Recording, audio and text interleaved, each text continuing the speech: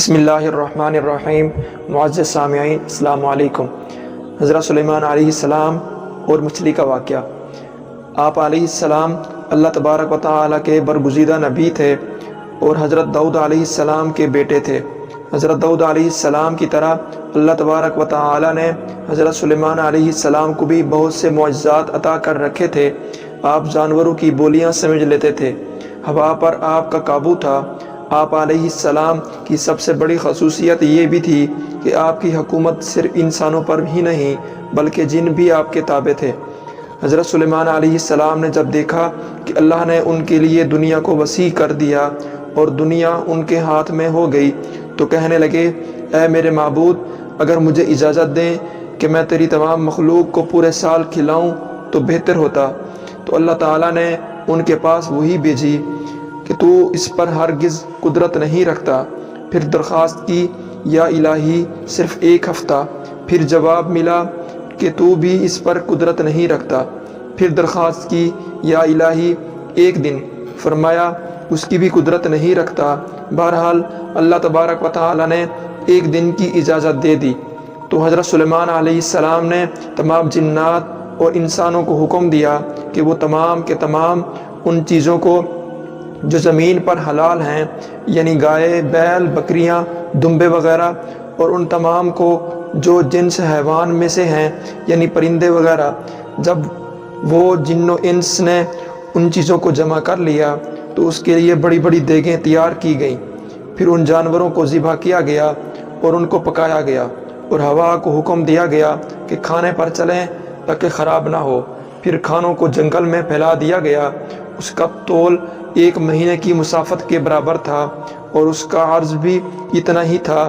پھر اللہ تعالیٰ نے حضرت سلیمان علیہ السلام کے پاس وحی بھیجی، اے سلیمان علیہ السلام، تو مخلوقات میں سے کس سے دعوت شروع کرے گا؟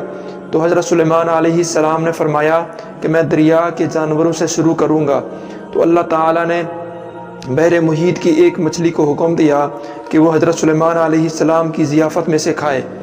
چنانچہ اس مچھلی نے سر اٹھایا اور کہا، اے سلیمان علیہ السلام، میں نے سنا ہے کہ تو نے ضیافت کا دروازہ کھول دیا ہے اور میری ضیافت تو کرے گا۔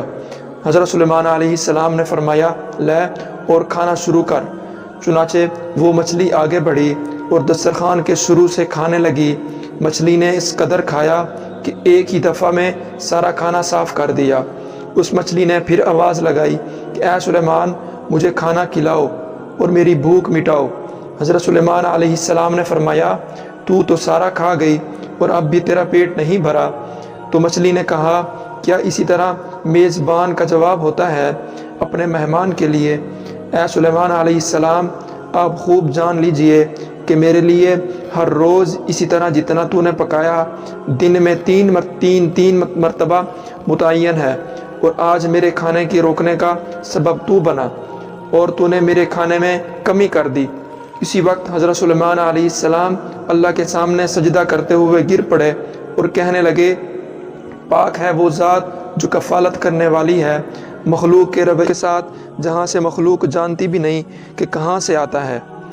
بے شک ہمارا رازق صرف اور صرف اللہ ہے، چنانچہ ہمیں صرف رزق اسی سے مانگنا چاہیے اور کبھی اپنے مال و دولت اور وزارت و صدارت کے بل بوتے پر انسانوں پر غرور نہیں کرنا چاہیے کہ میرے پاس اتنا مال ہے، منصب ہے، اس لیے مجھے رزق کے بارے میں پریشانی ہونے کی ضرورت نہیں، بلکہ سب کچھ ہونے کے باوجود بھی اللہ سے مانگتے رہنا چاہیے۔ دعا ہے کہ اللہ تبارک و تعالی ہم سب کو اس واقعے سے سبق حاصل کرنے کی توفیق عطا فرمائے اور ہمیں اس پر عمل کرنے کی توفیق عطا فرمائے۔